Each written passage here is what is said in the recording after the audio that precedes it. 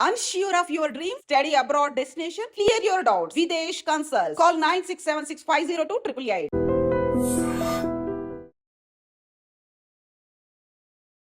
So welcome back to another episode with Rahul Reddy గారు. ఈరోజు speciality ఆక్యుపేషన్కి సంబంధించి H1Bకి ఎటువంటి అంశాలు ఉంటాయని తెలుసుకుందాం ఈరోజు ఎపిసోడ్లో. Hi sir. నమస్కారం సార్. సో ఈరోజు ఎపిసోడ్లో స్పెషాలిటీ ఆక్యుపేషన్ గురించి చెప్తారా? H1Bకి ముఖ్యంగా థర్డ్ పార్టీకి సంబంధించిన విషయాలపై అండ్ ఎలా డిటర్మైన్ చేయొచ్చు, ఎటువంటి ఎవిడెన్స్ చూపించాల్సి ఉంటుంది థర్డ్ పార్టీకి కానీ లేకపోతే వీళ్ళకి ఈ జాబ్ సీకర్స్ అనేవాళ్ళు. H1 అంటే డెఫినేషన్ ఏంటంటే దట్ H1B మస్ట్ రిక్వైర్ అంటే ఆ position must require specific degree. అంటే ఇప్పుడు లాయర్ ఉండనుకోండి, లా చేస్తేనే లాయర్ కావచ్చు. లాయర్ చేయనప్పుడు అతను లాయర్ కారాదు. Normal simple. డాక్టర్ అన్నతను MBBS చేస్తేనే డాక్టర్ అయితే, లేకుంటే డాక్టర్ కాదు, మనకు తెలుసు. అకౌంటెంట్ కూడా అంతే ఉంటుంది. కానీ ఇప్పుడు రెస్టారెంట్ మేనేజర్ ఉందనుకోండి, రెస్టారెంట్ మేనేజర్కు ఏదైనా డిగ్రీ కావాలని ఉంటుందా? MBA BBA అది కంపల్సరీ అవసరం లేదు. లాయర్కు డాక్టర్ మాత్రం కంపల్సరీ అవసరం ఉంటుంది అన్నట్టు.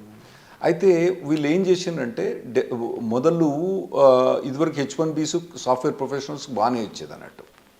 అయితే మధ్యలో ట్రంప్ అడ్మినిస్ట్రేషన్ వచ్చేమందంటే నార్మల్గా ద పొజిషన్ అంటే ఆ పొజిషన్ మస్ట్ రిక్వైర్ ఏ స్పెసిఫిక్ డిగ్రీ. అయితే టిపికల్గా ఏంటంటే లాయరు డాక్టర్ పొజిషన్ అయితే నార్మల్గా అయితే ఇట్ ఈస్ అ మస్ట్, ఎందుకంటే లైసెన్స్ రిక్వైర్మెంట్ ఉంది.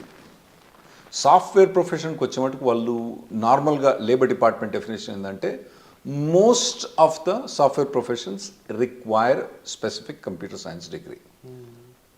వాళ్ళు ట్రంప్ అడ్మినిస్ట్రేషన్ వచ్చిన తర్వాత ఏమేమి ఇంటర్ప్రిట్ చేసిందంటే మోస్ట్ అన్నారు, కానీ ఆల్ అనలేదు.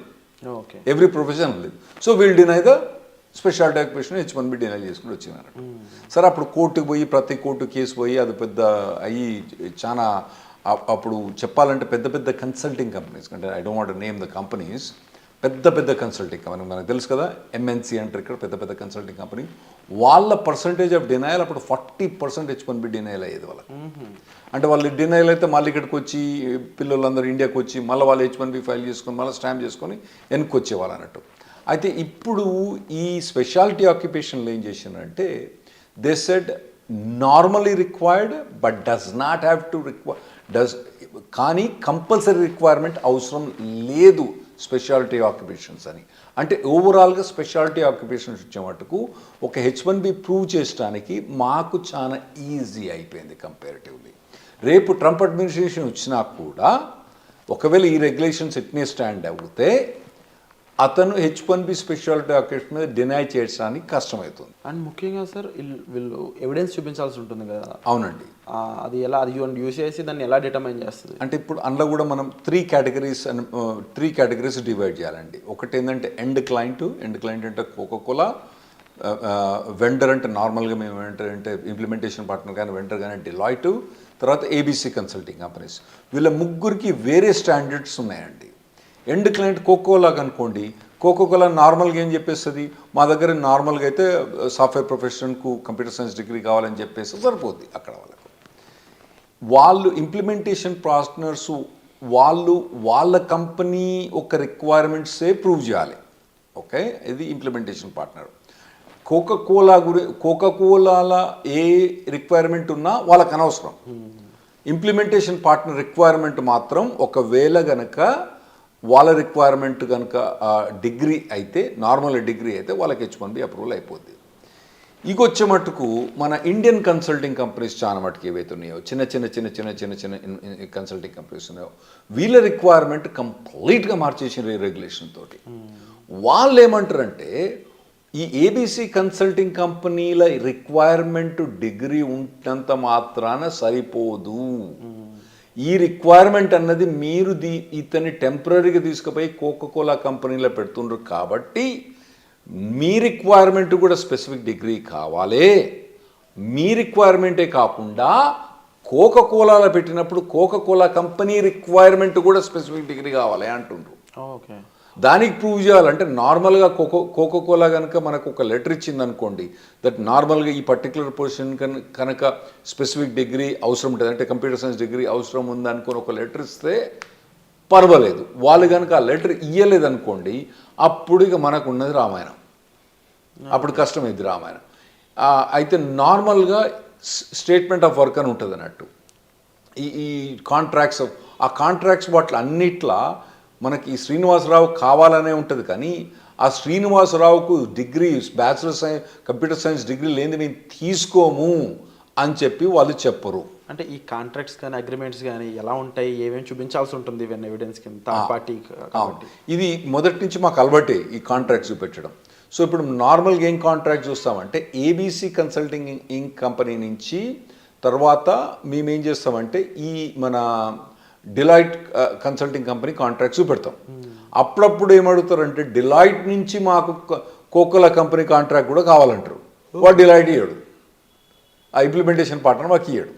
సో అటువంటి కాంట్రాక్ట్స్ అప్పుడు ఏం చేస్తామంటే ఒక లెటర్ తీసుకొస్తాం కోకోలా నుంచి, దట్ వాళ్ళకు డెలాయిట్కు కాంట్రాక్ట్ ఉంది, డెలాయిట్ ద్వారా ఈ ఏబీసీ కన్సల్టింగ్ కంపెనీ ద్వారా శ్రీనివాసరావు మాకు పనిచేస్తాడని వాళ్ళు లెటర్ ఇస్తారు. ఆ లెటర్ ఇస్తారు, కానీ ఆ లెటర్లో కనుక వాళ్ళు స్పెసిఫిక్గా డిగ్రీ రిక్వైర్మెంట్ కనుక పెట్టకపోతే మాకు H1B డినై అయ్యే ఛాన్స్ ఉంటుంది. అక్కడ యుఎస్సిఎస్ అంటే ఇమిగ్రేషన్ డినై అయ్యే ఛాన్స్ ఉంటుంది. మళ్ళీ తర్వాత ఒకవేళ అక్కడ మనం పాస్ అయ్యి ఇక్కడికి వచ్చిన తర్వాత కౌన్సిలర్ వచ్చిన తర్వాత ఈ కౌన్సిలర్ కూడా మనకు డినై చేసే ఛాన్స్ ఉంటుంది అన్నట్టు. సో ఇప్పుడు కొత్తగా వచ్చిన రెగ్యులేషన్స్లో ఇది January 17th ఎప్పుడైతే ఇంప్లిమెంట్ అవుతాయో ఇది మేజర్ బ్లో అవుతుంది మన ఇండియన్స్కి. మన ఇండియన్స్ చాలామంది కన్సల్టింగ్ కంపెనీ ద్వారా ఇక్కడి నుంచి ఇండియా యూఎస్ పోవడం కానీ, ఆ తర్వాత యూఎస్లో ఉన్న వాళ్ళు కూడా చిన్న చిన్న కన్సల్టింగ్ కంపెనీస్ జాయిన్ అవ్వడం కానీ చాలా ఈజీగా జరిగిపోతూ ఉంటుంది అన్నట్టు.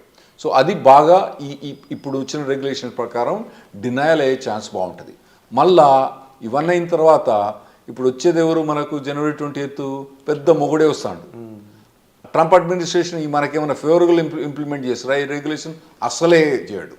సో మనకు బాగా ఇబ్బంది. ఈ రెగ్యులేషన్స్ రెస్ట్రిక్షన్స్ ఉన్నది, మళ్ళీ వచ్చేది అడ్మినిస్ట్రేషన్ మహా స్ట్రిక్ట్గా ఇంప్లిమెంట్ చేస్తారు. కాబట్టి చిన్న చిన్న కన్సల్టింగ్ కంపెనీ ద్వారా ఎంప్లాయ్మెంట్ ఎవరైతే పోదలుచుకున్నారో వాళ్లకు నరకం అనుభవించే ఛాన్స్ ఖచ్చితంగా కనబడుతుందండి నాకు. అంటే ఇక్కడ సైట్ విజిట్స్ కూడా జరిగే ఛాన్సెస్ ఉంటాయి, ఎంత ఆఫెన్గా జరిగితే? డైరెక్ట్ కోకోకోలాకు అబ్జర్వేషన్ అనుకోండి, సైట్ విజిట్కు కంపల్సరీ అవసరం లేదు ఇప్పుడు కొత్త రెగ్యులేషన్స్ ప్రకారం కూడా. దాదాపుగా నేను అనుకునేది ప్రతి 10 20 ఒకడు పోయి ఆడ కోకోలా కంపెనీకి డైరెక్ట్ ఎంప్లాయీ కాబట్టి వాడు పెద్ద ఏం తందంగా చేయడు. తర్వాత ఇంప్లిమెంటేషన్ ప్రాబ్లం. ఇంప్లిమెంటేషన్ అంటే మన పెద్ద కంపెనీస్ ఉన్నాయి కదా ఇక్కడ, ఇది ఇండియన్ స్టాక్ మార్కెట్లో మీకు తెలుసు కదా, ఇవన్నీ ఇంప్లిమెంటేషన్ పార్ట్నర్స్ కదా. వాటికి కొద్దిగా ఈజీగానే చేసిండ్రు ఈ రెగ్యులేషన్స్ ప్రకారంలో. అంటే వాళ్ళకి అప్పుడప్పుడు సైట్ విజిట్ చేయొచ్చు, అంత కోకోలా కన్నా కొద్దిగా ఎక్కువ సైట్ విజిట్ వీళ్ళకు ఇంప్లిమెంటేషన్ పార్ట్నర్స్ అవుతాయి. మళ్ళా ఇప్పుడు మనం ఏబీసీ కన్సల్టింగ్ కంపెనీ అన్నాం కదా, చిన్న కంపెనీ ద్వారా పోయే ఏబీసీ కన్సల్టింగ్ కంపెనీ పోతే మాత్రం కంపల్సరీ మ్యాండేటరీ సైట్ విజిట్ అని పెట్టిను. కాకపోతే ఈ సైట్ విజిట్ అన్నది శ్రీనివాసరావుకు ఏబీసీ కన్సల్టింగ్ కంపెనీకా, ఈ site visit Srinivasarao ABC consulting company తర్వాత మధ్యలో ఉండే ఇంప్లిమెంటేషన్ పార్ట్నర్ కోకోలా ఈ అన్ని కంపెనీకి వీలు పెడతారా అన్నది మనకి ఇప్పుడు అర్థం కావట్లేదు. ఇప్పుడు అంటే ఈ తెలుగు ప్రొఫెషన్స్ ఎలా ఎన్షూర్ చేసుకోవాలి కంపెనీస్ H1B కంపెనీస్? ఎన్షూర్ చేసుకునేది ఏం చెప్పలేమండి. డైరెక్ట్గా కోకోలా జాబ్ వస్తేనేమో మనోనికి మంచిది, అవునా, సేఫ్, ఇంకా అది సేఫ్, అంతకన్నా మంచి సేఫ్. లేదంటే ఇంప్లిమెంటేషన్ పార్ట్నర్ వస్తేనేమో సెకండ్ లెవెల్ సేఫ్. ఈ కన్సల్టింగ్ కంపెనీ పోయితే మాత్రం కంపల్సరీ రిస్క్ ఉంటుంది. థర్డ్ పార్టీ ఎంతవరకు రిస్క్ అని అంటారు? అవును, థర్డ్ పార్టీ ఇదివరకే రిస్క్, ఇప్పుడు చాలా ఎక్కువ రిస్క్. అట్లా వద్దంటారా? అంటే వద్దని నేను చెప్తామండి. ఇప్పుడు గ్రాడ్యుయేట్ అవుతాడు, కాలేజ్ అయ్యి గ్రాడ్యుయేట్ అవుతాడు అనుకోండి, అతనికి జాబ్ లేదు, అందరికి యాపిల్లో దొరకాలని రూల్ ఉండదు కదా, మైక్రోసాఫ్ట్ దొరకాలని ఉండదు కదా, అందరికి పెద్ద ఇంప్లిమెంటేషన్ పార్ట్నర్ దొరకాలని ఉండదు కదా. సో ఇటువంటి జాబ్ తీసుకోవాల్సి వస్తుంది అప్పుడప్పుడు. వీళ్ళు ఒకవేళ టాలెంట్ కానీ మార్కెట్ కానీ మంచిగా ఉంది అనుకోండి, వాళ్ళు డైరెక్ట్ యాపిల్, మైక్రోసాఫ్ట్, కోకోలా ఇటువంటి కంపెనీకి పోతే పర్వాలేదు. కానీ దొరికినప్పుడు ఏం చేయాలి, మరి పోవాలి కదా. అటువంటప్పుడు రిస్క్ బాగుంటుందండి. వీళ్ళ డే టు డే జాబ్లో ఉండే ఫ్లెక్సిబిలిటీస్ ఏ విధంగా ఉంటాయి జనరల్గా? జాబ్ అన్నది టిపికల్గా ఒక్కొక్కవేళ కోకోకోలాకి డైరెక్ట్ పని చేసినా కూడా, తర్వాత ఇంప్లిమెంటేషన్ పార్ట్నర్ పని చేసినా కూడా, ఏబీసీ కన్సల్టింగ్ కంపెనీకి కూడా నార్మల్గా పని రిక్వైర్మెంట్ అనేది ఏబీసీ కన్సల్టింగ్ కంపెనీకి ఎక్కువ ఉంటుంది. ఎందుకంటే ఇతను లేయర్ ద్వారా వస్తాను కదా, మధ్యలో ఇంప్లిమెంటేషన్ పార్ట్నర్ ఇంత తినేస్తాడు పైసలు, మళ్ళీ తర్వాత ఏబీసీ కన్సల్టింగ్ కంపెనీ ఇంత పైసలు తీసుకున్నాడు. అంటే కోకోకోలా దగ్గరికి పోయేటప్పుడు వీని డబ్బులు బాగా ఎక్కువైపోతాయి. రామదాస్ సినిమాలో చూపిస్తే రైస్ వాయిస్ పోతాడు అక్కడక్కడ పోతే తరిగిపోతా అంటే కదా వీని దగ్గరకు వచ్చినప్పుడు కింద తరిగిపోతుంది. కాబట్టి నార్మల్గా చిన్న కన్సల్టింగ్ కంపెనీ నుంచి పోయిన వాళ్ళకి రెస్పాన్సిబిలిటీ చాలా ఎక్కువ ఉంటుంది, ఓకే, పని ఎక్కువ ఉంటుంది. పని ఎక్కువ ఉంటుంది. ఇంకోటి ఏంటంటే వాళ్ళు ఏం చేస్తారంటే వాళ్ళకు ఒకవేళ వాళ్ళకు ఫుల్ టైం ఎప్పుడు జాబ్ ఉందనుకోండి, వాళ్ళు ఏం చేస్తారు, నార్మల్ వాళ్ళే హైర్ చేసుకుంటారు. కాకపోతే ఏంటంటే సరే 2-3 ఏళ్ళే జాబ్ అంటే 3-4 ఏళ్ళే జాబ్ అంటే ఇంప్లిమెంటేషన్ పార్ట్నర్ పోతారు. 6 నెలలు 7 జాబ్ అంటే చిన్న కన్సల్టింగ్ కంపెనీకి వస్తారు అన్నట్టు. అది నార్మల్ ప్రొసీజర్ అంటే వాళ్ళది. సో ఒక రకంగా కన్సల్టింగ్ కంపెనీస్ కూడా అండ్ ఈవెన్ థర్డ్ పార్టీకి సంబంధించి చాలా పెద్ద రోలే ప్లే చేస్తాయి. అవునండి, చాలా పెద్ద రోల్. ఇంకోటి ఏంటంటే నార్మల్గా ఒక అబ్బాయి కనుక డైరెక్ట్ కోకోకోలాకి పనిచేసిన కన్నా ఈ చిన్న కన్సల్టింగ్ కంపెనీకి చేస్తే మాత్రం అసలు ఎక్స్పోజర్ కానీ భలే ఉంటుందండి. 3-4 ఇయర్స్లో వీడు 3-4 జాబులు మారుతాడు. 3-4 ప్లాట్ఫామ్స్, 3-4 గ్రూప్స్, 3-4 ఒక డిఫరెంట్ ఎన్విరాన్మెంట్ తోటి మాట్లాడు డిస్కషన్. సో వీని మెచ్యూరిటీ చాలా ఉంటుంది. సో నాకు ఇప్పుడు కనుక నేను మళ్ళీ పోయి ప్రొఫెషన్లో జాయిన్ అయితే మాత్రం, అంటే H1B గొడవ లేకపోతే మాత్రం, నేను యంగ్గా జాయిన్ అయితే మాత్రం నేను డైరెక్ట్ కోకోలాకి పని చేయను. ఎందుకంటే నేను ఆడ పోయి 7 దాకా వాడు నేనేం పని చేయాలో వాడు చెప్పని కూడా వానికి అర్థం కూడా రాదు, వాడు చెప్పని కూడా చెప్పాడు. ఇటువంటి చిన్న కన్సల్టింగ్ దగ్గర పోతే మొత్తం మెదిపడేస్తారు అక్కడ.